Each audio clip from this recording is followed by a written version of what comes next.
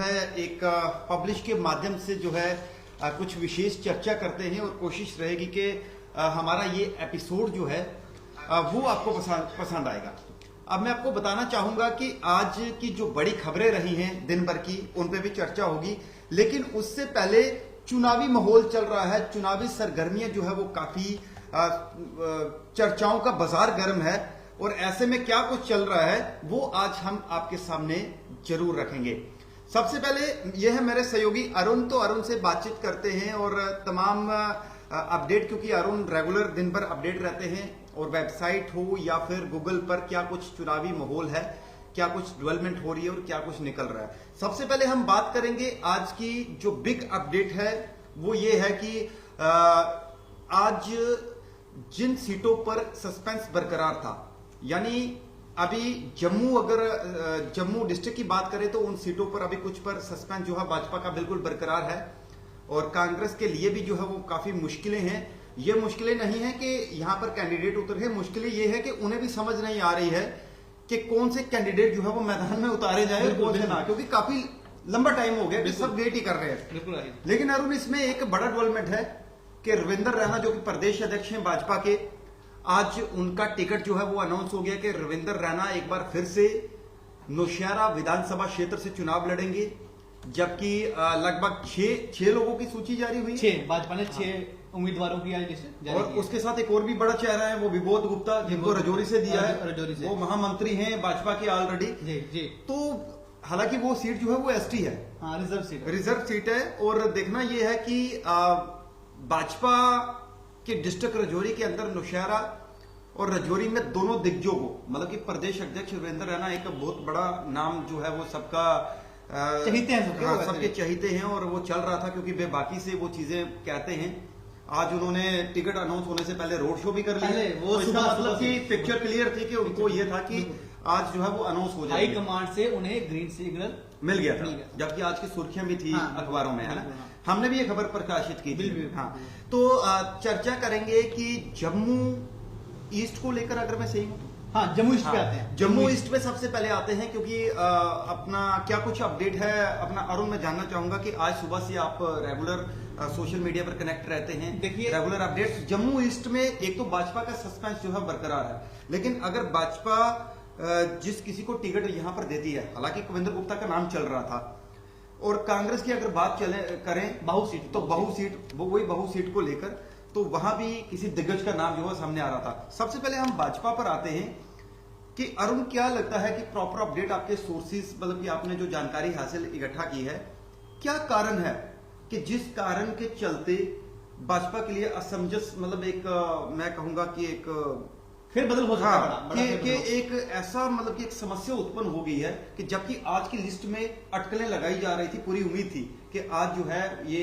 Jammu east या ये जो बाहु वाली सीट है इस पे अनाउंसमेंट हो सकती है। देखिए राही जी, यहाँ पर मैं अपने तमाम दर्शकों के साथ पहले तो हम सबका शुक्रिया अदा करेंगे कि जो हमें इतना प्यार दे रहे हैं। चुनावी इस समय दिन चल रहे हैं तो बड़े सारे लोग हमें देख रहे हैं और काफी हमारी वीडियोस दूर दूर तक पहुंच रही हैं। जम्मू में ही नहीं, कश्मीर में भी लोग हमें प्यार कर रहे हैं।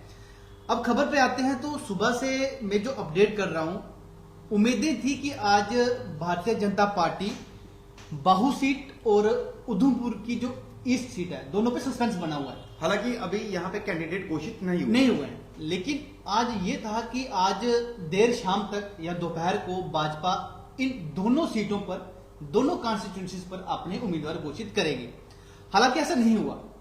सुबह से ही मैं अपडेट देख रहा हूं कि उधमपुर ईस्ट के जो उम्मीदवार इस समय फर्स्ट रनर पर चल रहे हैं, पवन खजूरिया, वो सुबह से ही, जिनकी चर्चा काफी चर्चा है, वो सुबह से ही, अगर बात करें मनवाल के एक प्रसिद्ध मंदिर देवी बनी मंदिर में वो गए हैं, नरसिंह मंदिर वो गए हैं, तमाम जलसे उनके आज हुए हैं, बड़ी तादाद में लोग उनके साथ जुड़े हुए हैं। एक तरह से ये कहेंगे कि चुनावी प्रचार जो है, चुनावी प्रचार उन्होंने शुरू कर दिया, ऐसा हम कह सकते हैं, क्योंकि ग्रीन सिग्नल उन्हें भी मिला हुआ है। जम्मू के एक प्रसिद्ध अखबार में आज सुबह की खबर थी, आपने भी देखी होगी, हमने सुबह सुबह अपडेट किया था, तो उसके मद्देनजर रखते हुए कहीं ना कहीं ग्रीन सिग्नल मिला हुआ है, तो इसलिए वो प्रचार कर रहे हैं। और दूसरी तरफ अगर बात करें उधमपुर ईस्ट के लिए, जो भाजपा के दूसरी तरफ नेता है, जो कि 2014 में विधायक भी थे, रणबीर पठानिया, उनका भी काफी नाम चर्चा में है। वो भी प्रचार कर रहे हैं। रणबीर पठानिया किस पार्टी से ताल्लुक रखते हैं? भाजपा, भारतीय जनता पार्टी के। वो भी हाँ 2 फेस। अच्छा, वहां पे 2 फेसेस के नाम, मतलब कि 2 लोग रेस में हैं। तभी तो सस्पेंस बना हुआ है ना। तभी तो देखिए आप, पवन खजूरिया जी और रणबीर सिंह पठानिया, दोनों का सस्पेंस बना हुआ है। दोनों वहां के ये मुश्किल हो गई है कि बिल्कुल, जबकि दोनों दाकड़ नेता हैं। दोनों दाकड़ नेता है। और अब अगर आप बात करें बाहु सीट के लिए, तो यहाँ भी काफी चर्चा बनी हुई है। आज जिस तरह से आपने देखा कि रंधावा जी, वो भी आज सुबह उन्होंने भी ताल ठोका है, मंदिर पहुंचे हुए थे। हाँ। और उसके बाद कविंद्र गुप्ता, जो कि पूर्व उप मुख्यमंत्री भाजपा की तरफ बहुत से बड़ा चेहरा है, बहुत बड़ा चेहरा है। अक्सर हमने देखा है कि नेशनल मीडिया में वो बिल्कुल ट्रेंड रहते हैं, हर किसी चीज पे वो एक्शन देते हैं। 2014 में आर्टिकल 370 हटने से पहले जब जम्मू कश्मीर में सरकार थी, तो कविंद्र गुप्ता उप मुख्यमंत्री थे। बड़ा चेहरा है। और जिस तरह से मैं बात कर रहा हूं जम्मू के प्रसिद्ध अखबार की, आज सुबह की हेडलाइन थी, उन्हें भी हाई कमांड से ग्रीन सिग्नल मिला हुआ है कि आपको टिकट मिल सकता है। हालांकि अनाउंसमेंट नहीं हुई है, ऑफिशियली नहीं है, अनऑफिशियली उनकी काफी चर्चा जो है बिल्कुल वो चल रही है। जबकि हमारे एक संवाददाता ने जो है वो उनसे बातचीत भी की थी, हमारे जो सहयोगी हैं उन्होंने बातचीत की थी, तो उसमें उन्होंने कहा था कि पार्टी हाईकमांड का जो फैसला होगा मैं उस पर जो है वो अटल हूँ। मतलब कि जो जैसा भी आदेश मिलेगा, तो मैं उन्होंने बताया था कि ये पूरी प्रक्रिया होती है, किस तरीके से टिकट का फाइनली होता है। वही है ना। अब हम कांग्रेस पे अगर आए, नहीं अरुण जी, मैं पहले एक बार बीजेपी को लेकर एक और सस्पेंस है कि जैसे आपने कहा कि बहु सीट को लेकर सस्पेंस बरकरार है। उधमपुर की जो आपने सीट बताई है, उधमपुर ईस्ट, हाँ ईस्ट को लेकर सस्पेंस बरकरार है।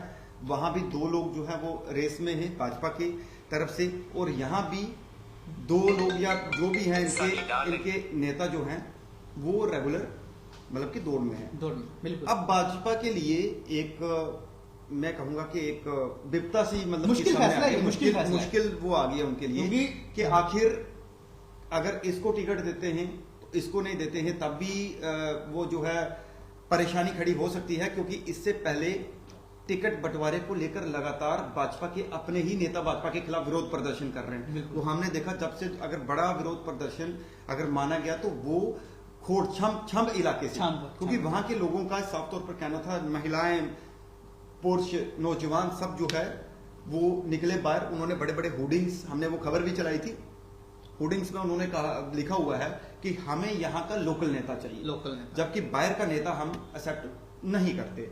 उसके बाद सबसे पहला जो भाजपा के कार्यालय के अंदर प्रोटेस्ट हुआ, जम्मू के जो ओमी खजूरिया वगैरह वो थे, हालांकि वो सॉर्ट आउट हो गया। फिर उसके बाद कटरा में एक काफी कटरा सीट पे काफी पे, और वहां पे बड़े बड़े जो हैं हमारे चुनाव इंचार्ज जो प्रभारी हैं उनको वहां पे इन्वॉल्व होना पड़ा, उस मामले को भी सुलझाया गया।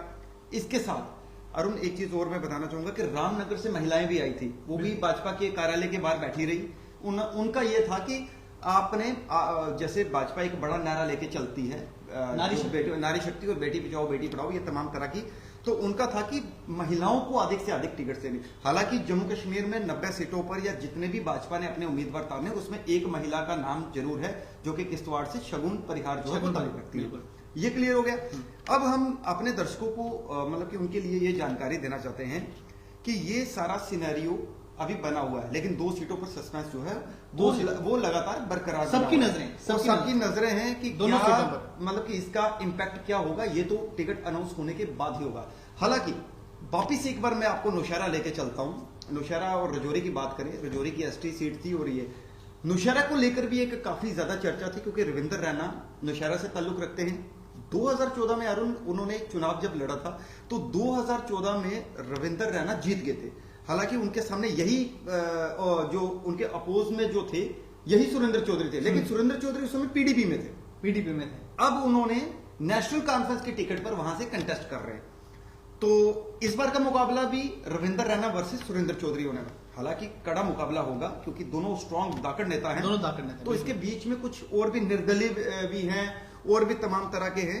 तो ऐसे में अब जो मामला ये भाजपा का एक ये सारा जो हमने अपने दर्शकों को बता दिया कि क्या कुछ इस समय तक अभी तक का जो चल रहा है, लेकिन कांग्रेस परेशान, लेकिन अब कांग्रेस परेशान है। हमने अपने कैप्शन पे भी लिखा, कांग्रेस परेशान इसलिए नहीं है कि उनके सामने ये नेता हैं या इन नेताओं से मतलब कि कोई परेशानी नहीं, कांग्रेस इसलिए परेशान है अरुण कि उनका भी एक सस्पेंस बरकरार है कि वो इन विधानसभा क्षेत्रों में किस किस को टिकट दें और किस किस को ना दें। उनके लिए भी एक परेशानी इसी तरीके की जो है बिल्कुल, वो सेम बनी हुई क्योंकि है। उनके भी हर कॉन्स्टिट्यूंसी में दो नेता तो होंगे, जबकि बड़े नेता है, बड़े मतलब नेता, कि अगर बड़े जम्मू की बात करें तो एक बड़े बड़े, क्योंकि हालांकि अगर रमन वाला भी है, हाँ। जैसे और नेता वहां पे एक वो टीएस टोनी, हाँ। काफी चर्चित है, डीडीसी मेंबर भी वो रहे बलवान हैं। बलवान सिंह जी हैं, हाँ, बलवीर जी हैं, बड़े काफी नेता हैं। ये मतलब कि काफी नेता जो है वो, लेकिन यहाँ आप देखिए ना, जम्मू जिले की जितनी भी कॉन्स्टिट्यूंसीज है ना, वहां पर कांग्रेस ने अभी तक अपने उम्मीदवार नहीं उतारे हैं। ना बिश्नाह में, ना जम्मू ईस्ट में, ना बाहू में, ना नगरोटा में, ना छांबा में। बड़ी जगह कांग्रेस ने अभी अपने कैंडिडेट नहीं दिया। कांग्रेस परेशान भी है। हालांकि कांग्रेस हालांकि की जहां पे सीट शेयरिंग का था वहां नेशनल कॉन्फ्रेंस के अनाउंस हो गए। नेशनल कॉन्फ्रेंस के हो जैसे गए। अपना अजय सदोत्रा जी हैं, एक्स पूर्व मंत्री भी रहे हैं, वो भी हालांकि एक बड़ा चेहरा है। आज सुबह leader of opposition Rahul Gandhi और कांग्रेस के अध्यक्ष जो मल्लिकार्जुन खड़गे मीटिंग चल रही थी, उन्होंने अपनी फाइल खोली, लेकिन फाइल में से पन्ना एक ही निकला है। उस पन्ने में जो उम्मीदवार थे वो भी हमने अपनी खबर के माध्यम से तमाम दर्शकों तक साझा किया हुआ है। हालांकि उस फाइल में अभी और पन्ने बाकी हैं।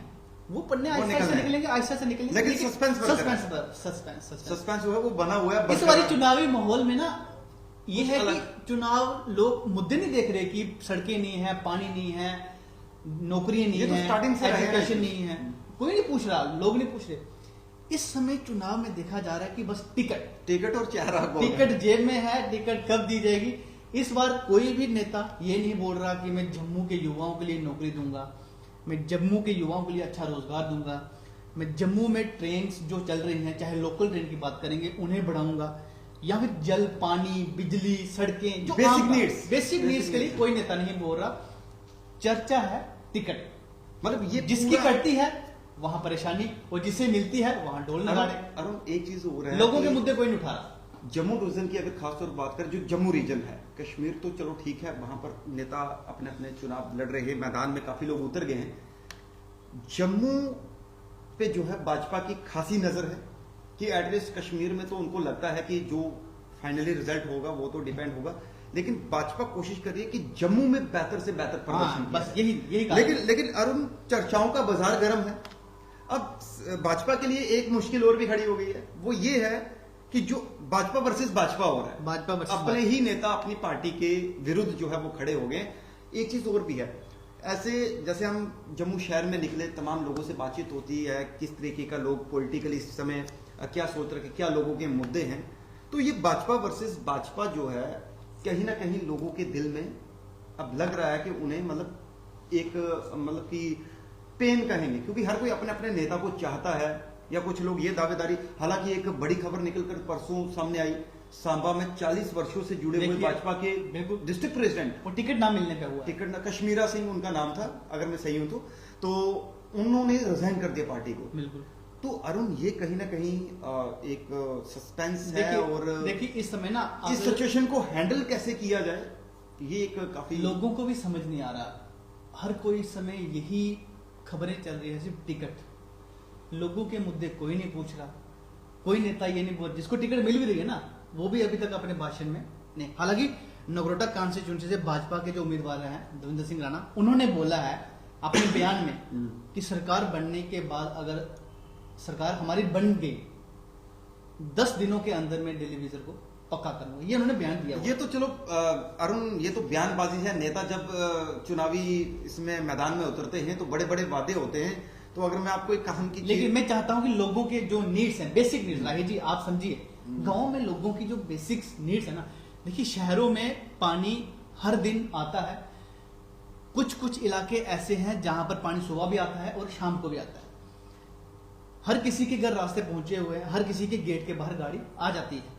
लेकिन बात यहाँ पे चलेगी गांव के लोगों के घर पानी नहीं है, बिजली नहीं है, लोगों के घर कई मुद्दे हैं। बिल्कुल, ग्राउंड से आपने भी रिपोर्टिंग की है। देखिए बेसिक लोगों ने अपने, क्योंकि मैं गांव में घूम रहा हूँ, मुझे लगभग चुनाव जब से बिगुल बजा है, मैं तब से गांव में घुस रहा हूँ, क्योंकि हम भी गांव से ही हैं। तो लोगों के क्या मुद्दे हैं? देखिए लोगों की बेसिक नीड्स इस समय यही है। लोग चाहते हैं कि हमारे घर रास्ता पहुंच जाए, शादियां होती हैं, फंक्शन होते हैं, लोग चाहते हैं कि गाड़ी बाहर लगे, पानी एटलीस्ट शहरों में पानी रोज आता है, लेकिन गांव के लोगों की आप एक बात मैं आपको बताऊंगा, वो कहते हैं ज्यादा नहीं, हफ्ते का एक बार पानी आ जाए। लेकिन अरुण, मैं एक चीज इसमें ऐड करना चाहूंगा कि मूलभूत सुविधाएं, इनको मैं मतलब ये शब्द यूज होता है कि मूलभूत सुविधाओं से वंचित, वो लोग नौकरियों के लिए नहीं बोलते, तो वो मतलब कि लोगों की इस बार के मुद्दे वो हैं। लोग ये कहते हैं कि हम मेहनत कर लेंगे, बस हमें ये जो सुविधाएं हैं, बिजली, रास्ता, पानी और हॉस्पिटल। कोई बीमार हो जाता है, राही जी मैं आपको बताऊं, नगरोटा कॉन्स्टिट्यूंसी की अगर मैं बात करूं या फिर किसी भी दूर दूर इलाके की बात करें, उधमपुर जिले की बात करें, हालांकि वहां पे फिर हॉस्पिटल हैं, लेकिन नगरोटा कॉन्स्टिट्यूंसी के कुछ ऐसे इलाके हैं ना, अगर बंदा बीमार हो जाए तो उसे जम्मू आना पड़ता है। नहीं बिल्कुल, मैं दोबारा इस चीज़ पे मतलब कि हम डिस्कस करेंगे, लेकिन बहरहाल अभी अपने दर्शकों को ये बता देते हैं कि सियासी घमासान जो है वो लगातार जारी है और सियासी घमासान के बीच में कई बड़े बड़े ताल ठोके जा रहे हैं, कई उम्मीदवार हैं, कई बड़े नेता जो हैं वो आ रहे हैं मैदान में, चुनावी मैदान में। तो ऐसे में अब ये देखना होगा कि कौन किस तरह से कैसे जनता का वो उम्मीदवार चुना जाएगा जो जनता के मुद्दों पर खरा उतरेगा। ये तो डिसाइड चुनाव के बाद ही हो पाएगा, यानी चुनाव की जब घोषणा होगी उसके बाद, यानी जो फाइनली रिजल्ट्स होंगे, यानी वोटिंग होने के बाद जो नतीजे आएंगे, ये तो सारा डिसाइड तब होगा। लेकिन इसके साथ मैं आपको ये भी बताना चाहूंगा कि एक बड़ी खबर आज के एक सस्पेंस जो क्लियर है कि रविंदर रैना को फाइनली वहां से टिकट दे दिया गया है। उनके ओपोजिशन में यानी उनके साथ मुकाबला जो है वो सुरेंद्र चौधरी को देखा जा रहा है, हालांकि उन्होंने नॉमिनेशन भी फाइल कर दिया है। दूसरी तरफ विबोध गुप्ता हैं और उनके सामने भी कांग्रेस के नेता हैं या पीडीपी के नेता भी हैं। तो तमाम तरह का ये अपडेट जो है वो निकलकर सामने आ रहा है। तो हमने सोचा कि आज की ये शॉर्ट चर्चा आपसे की जाए और आपको बताया जाए।